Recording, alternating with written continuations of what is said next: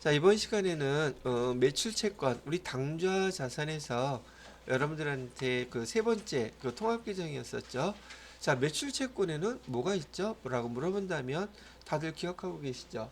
외상 매출금하고 그다음에 바드럼 두 가지가 있어요.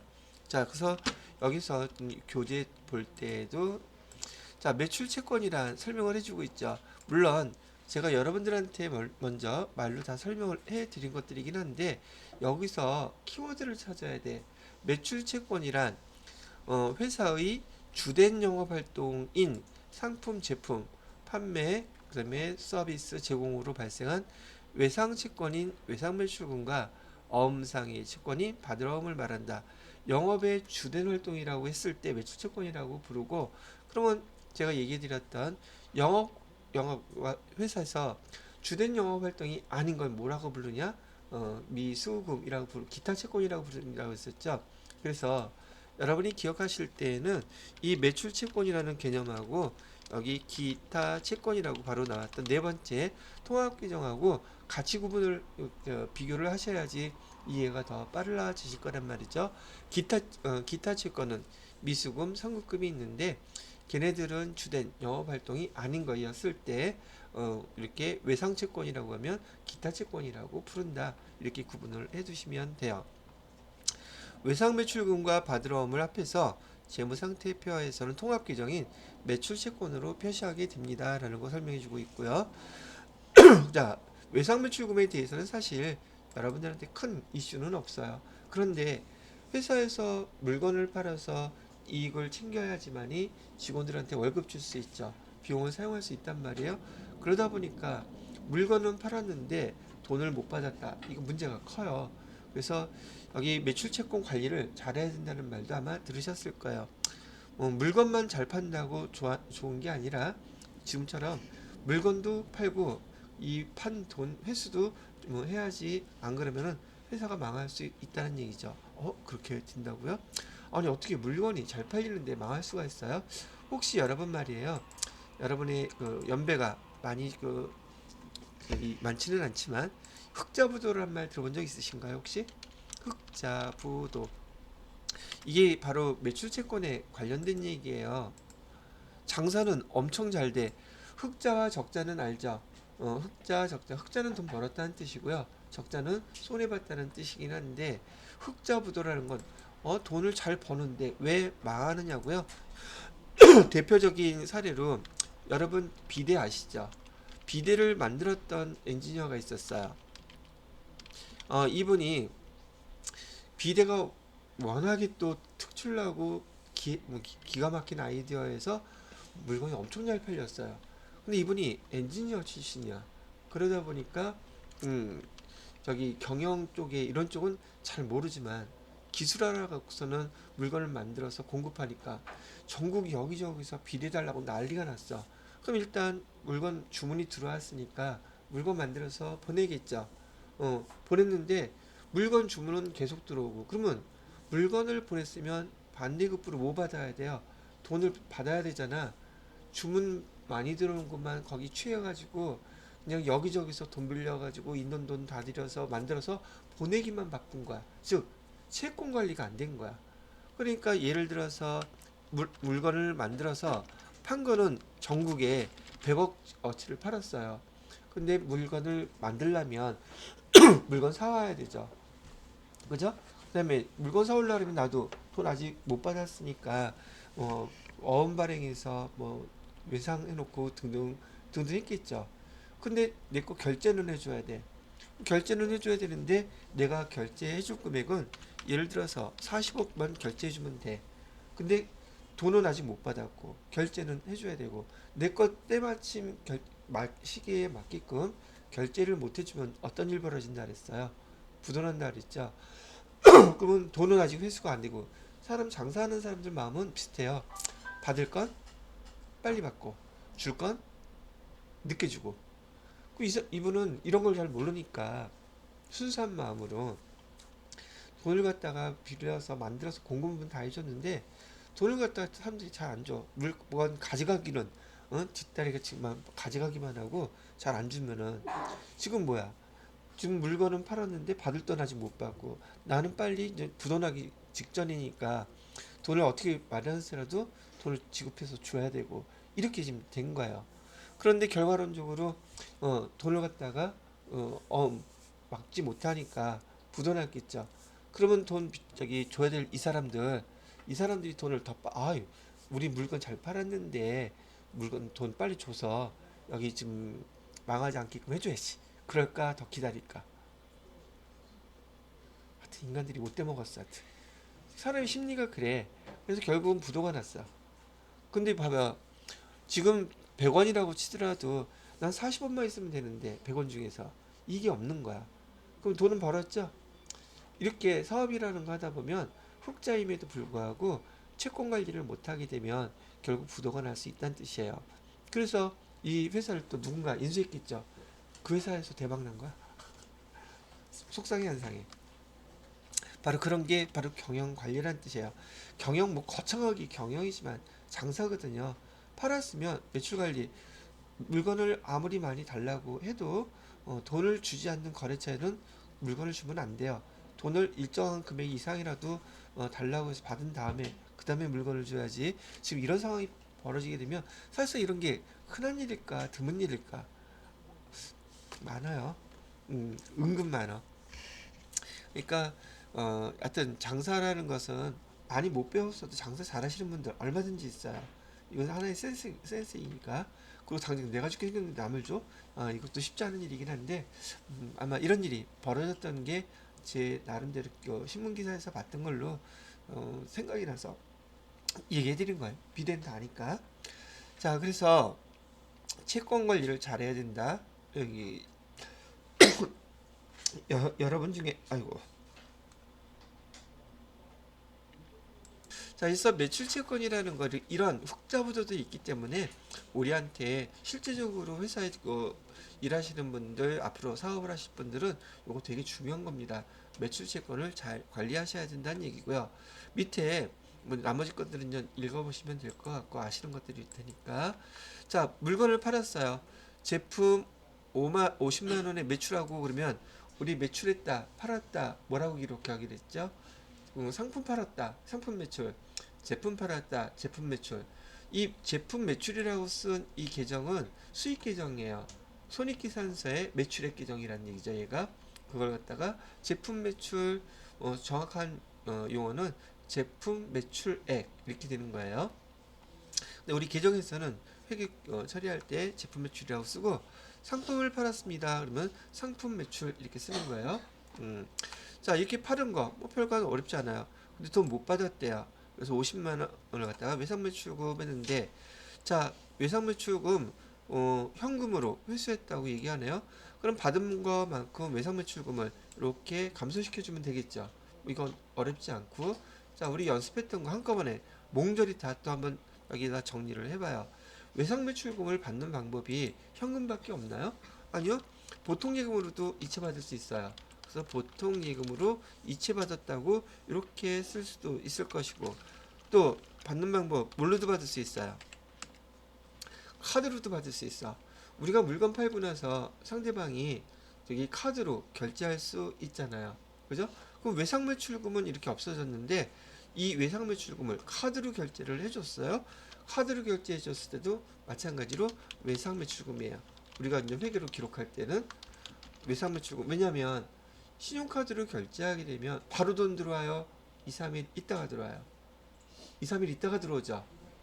그래서 결국은 보통예금으로 이렇게 바뀌게 되는데 여기 카드 결제하는 것은 이제 뒷부분에 저희가 연습을 아주 많이 하게 될 겁니다.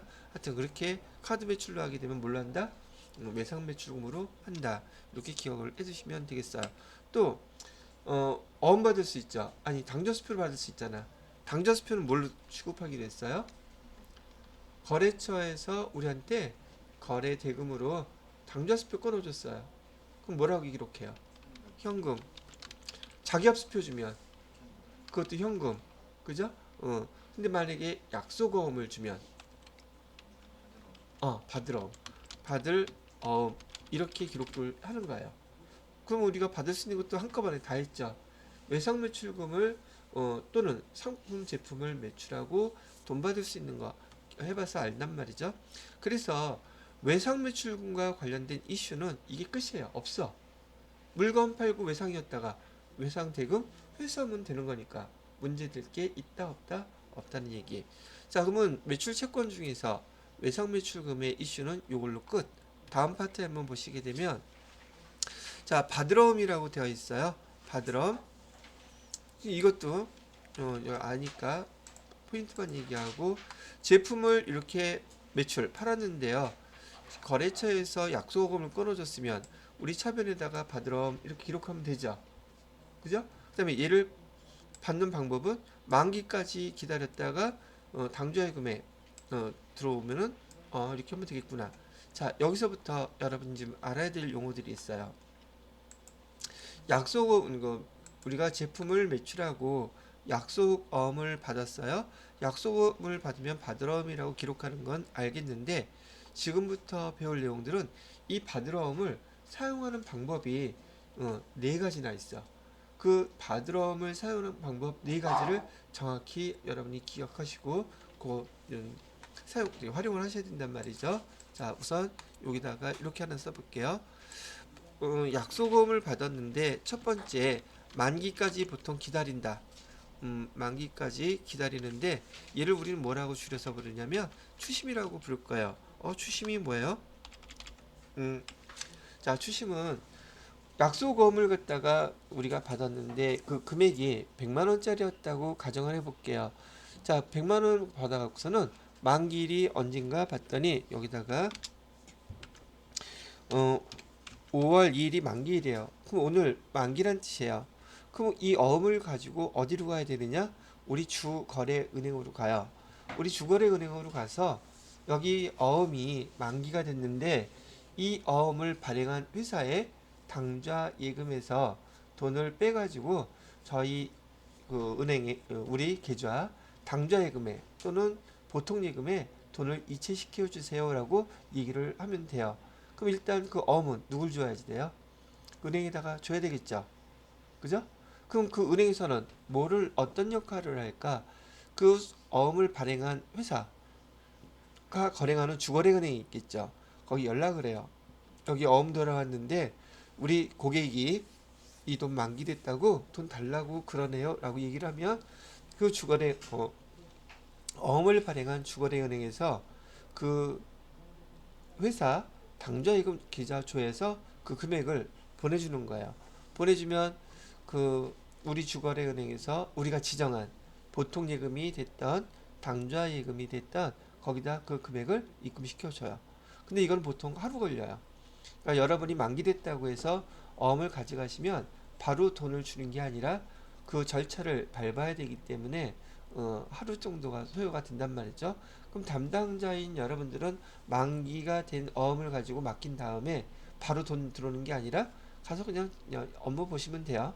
그럼 다음날 통장에 돈 들어왔다고 확인해 보시면 된다는 얘기죠. 됐나요? 그래서 이렇게 첫 번째 우리가 바드럼을 받았을 때 시간이 지나서 만기가 될 때까지 기다린 다음에 현금을 회수하는 방법이 있어요.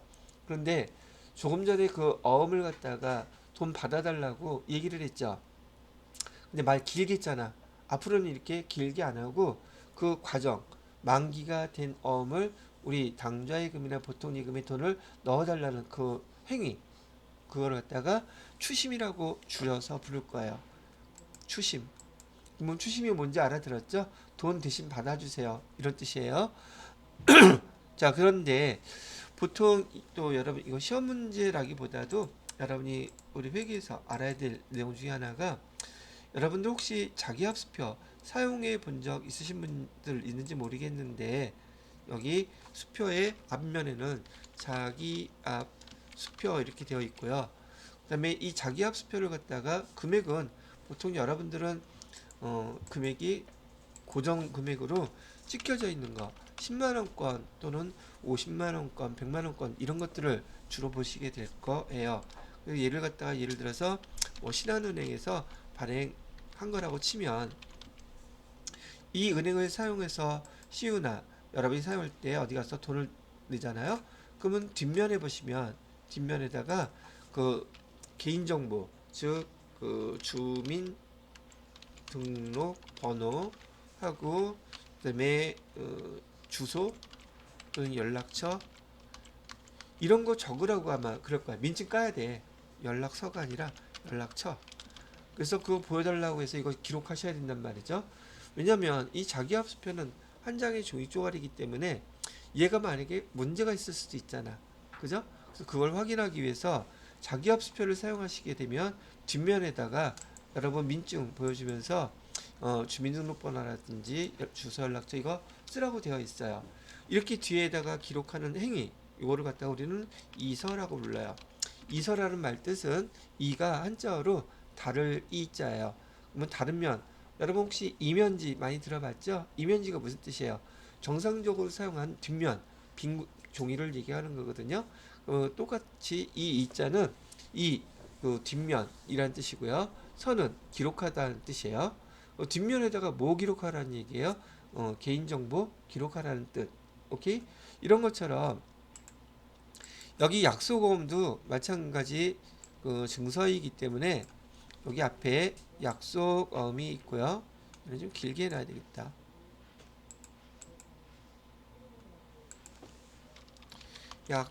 약속어음 이렇게 해놓고 여기 금액 뭐 같이 있을까요? 뭐 100만 원짜리라고 가정해놓고 약속어음은 땡땡 회사에서 발행하는 거라 그랬었어요. 이렇게 발행해놓고 여기도 마찬가지로 뒷면에다가 누가 누구한테 이걸 줬는지 그 넘겨주기 전에 그 회사의 정보를 기록하게 되어 있답니다. 근데 그 정보를 여기 어음은 이렇게 세로로 이런 칸이 한 4개 정도인가 5개 정도가 이렇게 있어요.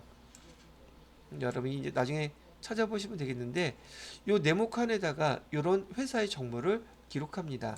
이 회사 정보는 뭐 기본적으로 회사명이 있을 것이고 그 다음에 뭐 사업자 등록번호도 있을 수 있고 주소도 있을 수 있고 여하튼 간에 많은 것들이 있는데 회사에서 기록해야 되는 이런 것들을 있을 때마다 이렇게 뒤에다가 손으로 기록하려면 시간이 많이 걸려서 보편적으로는 여러분이 그 인쇄소 같은 데 가보게 되면은 요즘은 참 잘했어요. 스탬프 있죠. 그런 것처럼 그 회사에 대한 그 고무인으로 회사명, 그다음에 주소, 대표자 뭐 그런 거 한 방에 찍혀 있는 스탬프 고무 양각된 것들을 저기 인쇄해서 여기 찍어갖고 거기다 딱 붙여줘요. 그럼 스탬프 띵 찍으면 되는데 옛날에는 스탬프 띵띵띵 이렇게 하고 했었잖아요. 요즘 그거 아니죠. 그냥 찍는 것 자체에 스탬프가 위에 있어. 그래서 그거 탁탁탁 찍으면 되게끔 아주 또 편리하게 돼 있더라고요. 자, 일단 여러분들한테 제가 이거 설명하는 이유는 용어 가르쳐 드리려고 하는 거예요. 이렇게 약속음의 뒷면에다가 회사의 정보를 기록하는 걸 자기합수표인 경우에는 이서라 그랬는데 얘는 배서라고 불러요. 이서라는 말 배서. 배우지라는 말 들어보셨죠? 배우지가 뒷면이라고 얘기하는 것처럼 뒤쪽이라는 뜻을 가지고 있는 것처럼 여기 이서나 배서나 의미는 같은 말이에요. 그 뒷장에다가 기록하라는 뜻. 그런데 요 이서는 민간 용어예요. 얘는 옛날부터 뒷면에다가 뭘 기록하라고 쓰는 민간 용어다. 거기에 반해서 배서라는 용어는 법률 용어예요. 얘는 법률 용어다.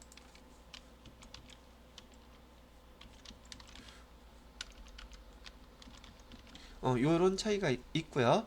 그다음에 이렇게 뒤에다가 회사의 정보를 갖다가 기록하는 걸 갖다가 회사 뒤에다가 이런 거 기록하세요.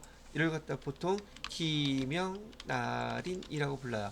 기명날인은 기록하세요. 뭐를? 이름, 회사명, 날짜도 기록하세요. 며칠 날짜인지 도장 찍어주세요. 그 뜻을 줄여서 실무 업무에서 기명날인 해달라고 얘기를 하면은 스탬프 빵 찍어주고서는 거기에서 회사에서 사용한 도장이 있을 거예요. 도장 찍어줘야지 돼요. 근데 요즘 또 도장도 많이 없어졌어요. 저기 인쇄된 것들이 많아가지고서는 보통 그 스캔해가지고 도장을 그렇게 또 많이 사용하더라고요. 요즘은 아예 그 도장이 인쇄되어 있는 것도 있고요. 자, 그러면 여러분들한테 기명날인이란 용어 설명해 드렸고 이서라는 말, 배서라는 말 여러분들이 교재 읽으면서 실제 벌어지는 상황들에서 이런 배경 지식들에 대한 용어들까지 알아들어야지 실무 업무 보시는데 조금 더 유익하지 않을까 싶다는 얘기죠. 자, 김영날인. 또 이 김영날인을 하기 위해서 스탬프 참 잘했어요처럼 스탬프를 찍어 놓은 거 있잖아요. 그 부르는 명칭이 있어요. 걔를 명판이라고 불러요. 뭐라고 부른다고요? 명판. 이름이, 회사명이 새겨진 판이란 뜻이에요. 그래서 옛날에는 스탬프에다가 나무 조각 있었어요. 네모나게 생긴 거. 네모난 나무 조각 밑에다가 고무 그 양각을 해서 그 도장을 찍고 그랬었는데, 지금도 나무로 된 그 스탬프 찍는 회사들이 있을 거예요. 그 나무 도장 부르는 명칭이 명판이에요. 그래서 누구한테 유진 씨 명판 좀 가져오세요. 그런데 명판이 뭐래요? 그 사진 찍을 때 명판 얘기하시는 건가 이러지 말고 도장 가져오라는 얘기예요. 그러면 도장만 또 딸랑 가져가. 촌스럽게 모두 가져가야 되는데 스탬프. 근데 플라스틱으로 찍는 것들이 있거든요. 참 잘했어요처럼 띵띵 이렇게 찍는 거, 날짜 찍는 것도 이렇게 나와 있던데, 걔는 그 찍는 거 위쪽에 아이디어 상품인 것 같아. 잉크가 있어요. 그래서 찍기만 하면 돼. 그것만 가져가면 되지만 그냥 나무로 생긴 명판 가져갈 때는 모두 같이 가져가야 돼. 스탬프도 같이 가져가서, 스탬프 잉크 있죠? 같이 가져가라는 얘기예요. 센스 없이 또 그만 홀랑 가져갔다가 아니 이걸 어디다 찍는 거야? 그러면 그래야지. 네, 사장님 그 혈서 피로 찍으시면 더 확신 있지 않을까요? 이거 쓸데없는 얘기예요. 자, 그래서 명판이란 용어도 실무에서 많이 사용하는 용어니까 명판, 김영날인, 배서, 이서 이런 말을 갖다가 그 참고로 알아두시라고 해드리는 거죠. 자, 이렇게 해서 그 다음에 나올 명칭이 뭐냐면, 제가 여기 이렇게 거래처에 만기가 된 어음을 가지고 은행 가서 은행 직원한테 돈 받아달라고 하는 행위를 추심이라는 말로 썼잖아요. 이 추심도 제가 줄여 쓴 말이에요. 정식 명칭은 뭐냐면, 정식 명칭은 여기 위에다 써놓을게요. 얘를 추심, 위임, 배서라고 불러요. 그걸 줄여서 추심이라고 되는데, 추심이라는 건 돈 받아달라고 한다는 뜻이라고 그랬었잖아요. 그러면 어음을 은행 직원한테 줘야 되니까 그 넘겨줄 때 우리 회사의 정보 기록해야 되겠죠. 기록된 정보를, 어음을 줘야 되는 거예요. 그리고 그 절차를 누구한테 위임하는 거예요? 지금 은행 직원한테 돈 받아달라는 행위를 위임하는 것이기 때문에 이렇게 추심 위임 배서라는 말이 사용된단 말이죠. 여기서 이걸 줄여가지고 우리는 만기에 추심한다 이렇게 줄여서 쓰는 말이니까 참고로 이렇게 알아두시면 되겠습니다. 자, 그래서 어음 주고 나서 또 초짜 티내려고 어음 줬으니까 돈 빨리 주세요 이러면 안 돼요.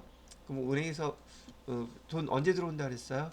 절차를 밟아야 되기 때문에 보편적으로 다음날 입금이 됩니다. 참고로 알아두시면 되겠죠. 자, 그래서 지금부터는 아까 받았던 이 받으러움을 사용하는 방법 네 가지를 지금부터 설명해 드리는데, 그 첫 번째가 만기가 될 때까지 기다린다. 이걸 추심, 위임, 배서라고 부른다. 그러면 우리가 지정을 해놓을 때 당좌예금으로 지정을 해놨다면 금액이 여기 얼마나 10만 원이라고 합시다. 자, 그러면 여기 만기가 돼서 다음날 돈에 들어왔어요. 돈이 당좌 예금으로 10만 원 이렇게 들어오고, 그러면 받으러 대변에 얘는 누굴 줬어요? 거래처를 저기 은행에다 맡겼죠. 받을 엄은 이제 우리한테는 없어지는 거죠. 10만 원 사용했다. 그래서 대변에 받으러움이 없어지는 경우를 네 가지를 설명하면서 첫 번째 거 예를 설명해 드렸어요. 자, 두 번째 거는 어떤 경우로 사용할 수 있냐면, 두 번째로는 이를 갖다가 지불수단으로 사용할 수가 있어요. 지불수단이라 그러면, 자, 우리가 외상매입금을 갚아야 돼. 근데 내가 다른 거래처로부터 받은 어음이 있어. 이 받으러움이죠. 이 어음으로 결제해 줄 수 있어요. 즉, 이 받으러움은요, 약속어음은 유통이 가능해요. 같이 사업하는 사람들끼리는 그 어음을 받아서 계속 결제하는 수단으로 사용할 수 있단 말이죠. 지불, 여기서는 결제라고 할게요. 결제 수단으로 사용할 수 있는데, 얘는 용어를 갖다 뭐라고 쓰냐면, 배서라는 말을 이제 알아들었죠. 배서라는 말은 뒤에다가 명판으로 찍고 회사의 정보 기록하고, 그다음에 양도, 이는 배서양도라는 말을 써요. 배서양도라는 말은 결제 수단으로서 거래처한테 지급을 했어요, 그런 뜻이에요.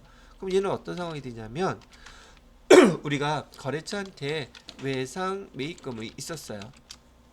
외상 매입금 10만 원을 갚으려고 우리가 갖고 있던 바드럼을 이렇게 사용했다는 얘기죠. 그럼 바드럼은 그 거래처에다 다시 줘야겠죠. 그러니까 우리 바드럼이 없어진다는 얘기에 이렇게 10만 원. 두 번째로 바드럼을 사용하는 방법 얘기해 드린 거예요. 근데 여기 특징이 뭐냐면 바드럼을 결제 수단으로 사용하게 되면 우리가 받았던 약소금의 거래처하고 우리가 지급하는 그 거래처 다른 곳이 있죠. 거래처가 두 군데가 생겨요. 그래서 나중에 이제 우리 실기할 때 이 거래처 구분하는 게 시험 문제예요. 그래서 일단은 용어부터 배워야 되니까 여기 결제수단으로 사용할 수 있다. 그걸 다른 말로 뭐라고도 부른다? 배서양도라고도 부른다. 자, 세 번째로는 매각하는 경우가 있어요. 자, 우리가 지금 약소금을 받았는데 이런 상황을 한번 생각해 보세요.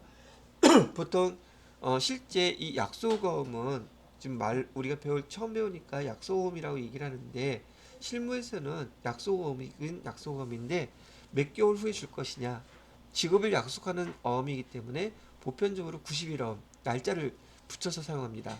90일어음이라고도 부르고 180일어음이라고도 불러요. 그러면 우리가 예를 들어서 90일어음을 받았다면 우리가 이 돈 받기로는 앞으로 몇 개월 남았다는 뜻이죠. 90일이면 3개월 정도 남은 거죠. 그런데 우리 지금 물건을 갖다가 만드느냐고 그 물건 값도 줘야 되고 직원도 월급도 줘야 되는데 계속 이걸 갖고 있을 수가 있을까 없을까? 급해. 그러니까 이 어음을 들고 다시 은행으로 갑니다.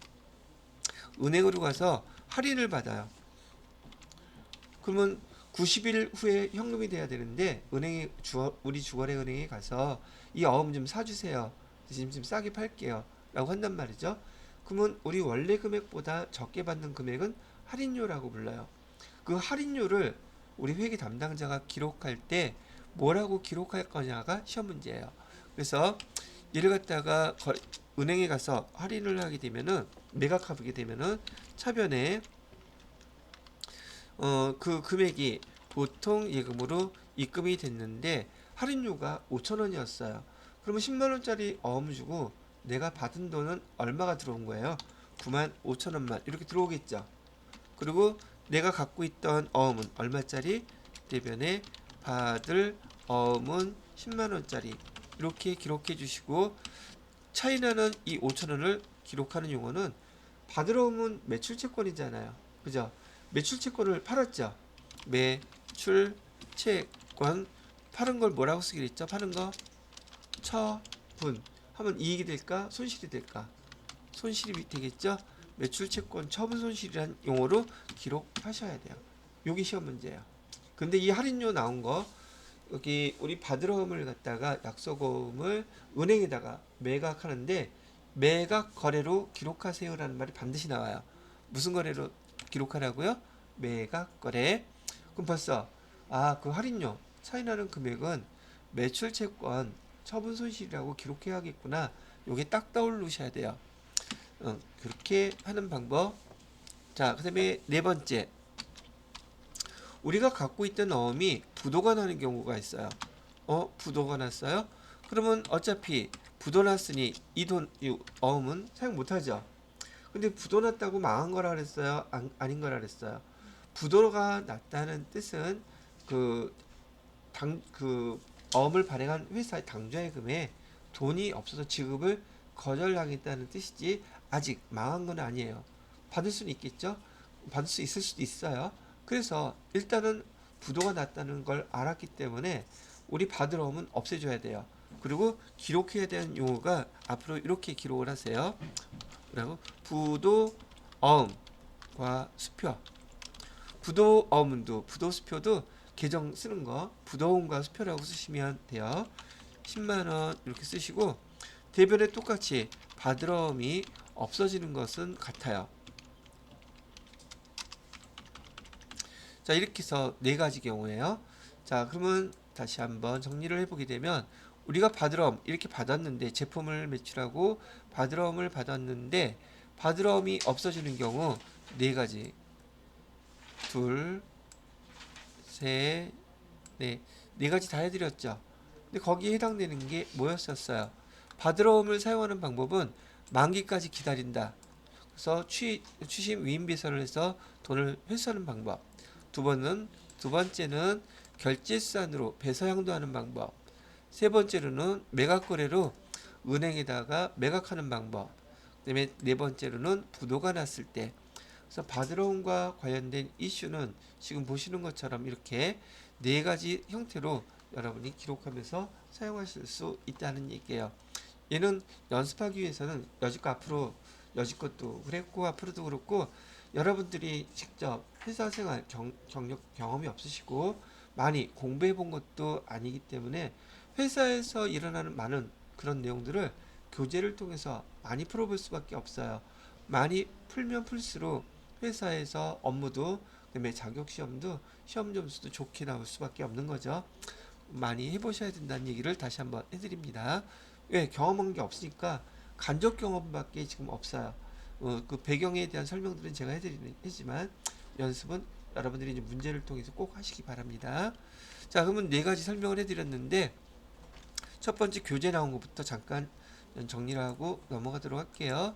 자, 어음의 배설을 하고 있는데 여기 지불수단이 먼저 나왔어요. 교재에서는 어음의 배설한 수취한 어음을 어음의 만기가 되기 전에 상품 매입 대금이나 외상 매입금의 지급을 위하여 제3자한테 넘기는 거, 제3자한테 양도하는 것을 갖다가 어음의 배설하고 불러요. 내용은 아까 제가 기록해 드렸던 건 요거였었어요. 어음을 갖고 있던 거를 외상 매입금 갚기 위해서 받을 어음을 사용하는 것을 갖다가 우리는 배서 양도라고 부른다고 있죠. 제3자에게 양도하는 것을 요 용어가 바로 배서 양도에 해당되는 거예요. 배서 양도에 해당되는 사항이다. 이렇게 기억하면 되시겠고요. 자, 두 번째로는 그 어음의 할인이라고 되어 있죠. 어음의 할인. 보통 시험 문제에서는 반드시 은행에다가 우리가 갖고 있던 어음을 매각하게 된 다음에 가로해 놓고서는요. 얘는 매각 거래로 처리해 주세요. 처리하세요. 이렇게 문장이 나와요. 매각 거래로 처리하지 않으면 얘는 또 뭐지?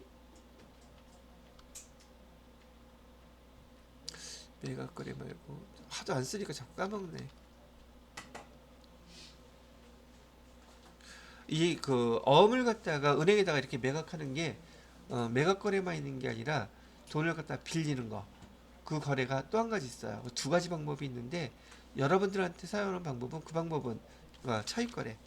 차익 거래도 하는 방법이 있거든요.